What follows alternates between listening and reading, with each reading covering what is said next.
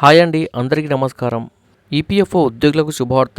Ex gratia amount భారీగా పెంపు September 1 నుంచి అమలు అనే లేటెస్ట్ అప్డేట్‌కు సంబంధించి పూర్తి వివరాలు ఈ వీడియోలో తెలుసుకుందాం. ముందుగా వీడియో చూసిన ప్రతి ఒక్కరు తప్పనిసరిగా వీడియోని లైక్ చేయండి. మీ తోటి మిత్రులకు వీడియోని షేర్ చేయండి. ఇక వివరాల్లోకి వెళ్దాం ఫ్రెండ్స్. ఈపీఎఫ్ఓ కీలక నిర్ణయం. సెంట్రల్ బోర్డు ఉద్యోగులకు ఎక్స్‌గ్రేషియా పెంపు. ఎంప్లాయీస్ ప్రావిడెంట్ ఫండ్ ఆర్గనైజేషన్ కీలక నిర్ణయం తీసుకుంది. సెంట్రల్ బోర్డు ఉద్యోగులకు డెత్ రిలీఫ్ ఫండ్ కింద ఇచ్చే ఎక్స్‌గ్రేషియాను గణనీయంగా పెంచింది. ఇప్పటివరకు 8.8 లక్షలుగా ఉన్న ఈ పరిహారాన్ని 15 లక్షలకు పెంచుతూ అధికారిక సర్క్యులర్ను విడుదల చేసింది. ఉద్యోగి సర్వీస్లో ఉండగా మరణిస్తే అతడి నామినీలకు ఈ మొత్తం అందనుంది. ఈ నిబంధన ఈ ఏడాది ఏప్రిల్ 1 నుంచి అమలులోకి వచ్చినట్లు స్పష్టం చేసింది. స్టాఫ్ వెల్ఫేర్ ఫండ్ ద్వారా ఈ సదుపాయం అందించనుండగా వచ్చే ఏడాది ఏప్రిల్ 1 నుంచి ప్రతి ఏడాది 5% చొప్పున ఎక్స్‌గ్రేషియా మొత్తాన్ని పెంచే విధానాన్ని కూడా ఈపీఎఫ్ఓ ఆమోదించింది. ఈ నిర్ణయాన్ని సెంట్రల్ బోర్డ్ ఆఫ్ ట్రస్టీస్ ఆమోదించింది. ఇందులో కేంద్ర రాష్ట్ర ప్రభుత్వాలతో పాటు కంపెనీ యాజమాన్యాలు, ఉద్యోగుల ప్రతినిధులు ఉంటారు. ఈ బోర్డు ద్వారానే ఈపీఎఫ్ఓకు సంబంధించిన తుది నిర్ణయాలు తీసుకోబడతాయి.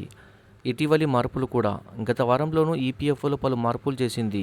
పీఎఫ్ సభ్యుడు మరణించినప్పుడు డబ్బు మైనర్ పిల్లలకు చేరే ప్రక్రియను సులభతరం చేసింది. ఇప్పటి వరకు తప్పనిసరిగా గార్డియన్షిప్ సర్టిఫికేట్ సమర్పించాల్సి వచ్చేది. ఇకపై మైనర్ పిల్లల పేరుతో బ్యాంక్ ఖాతా ఉంటే చాలు. అలాగే ఆధార్ను యూఏఎన్తో లింక్ చేసే విధానం కూడా సులభతరమైంది. కంపెనీ యాజమాన్యం జోక్యం లేకుండానే ఈ ప్రక్రియ పూర్తవుతుంది.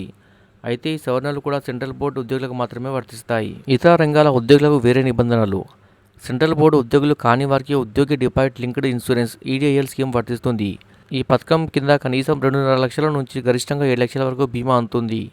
ఏడాదికి తక్కువ సర్వీస్ ఉన్న ఉద్యోగుల కుటుంబాలకు కనీసంగా 50,000 బీమా చెల్లించేలా మార్పు చేశారు. పింఛన్లలో నిరాశ ఎక్కువ. ఇదిలా ఉంటే ఇతర రంగాల ఉద్యోగుల పింఛన్ల పరిస్థితి మాత్రం నిరాశ కలిగించేలా ఉంది. 1995 ఉద్యోగుల పింఛన్ పథకం కింద లబ్ధిదారులు సగానికి పైగా వారికి నెలకు 1,500 కన్నా తక్కువ పింఛన్ మాత్రమే అందుతుందని ఇటీవల రాజ్యసభలో కేంద్ర మంత్రి శోభా కరంద్లాజే తెలిపారు.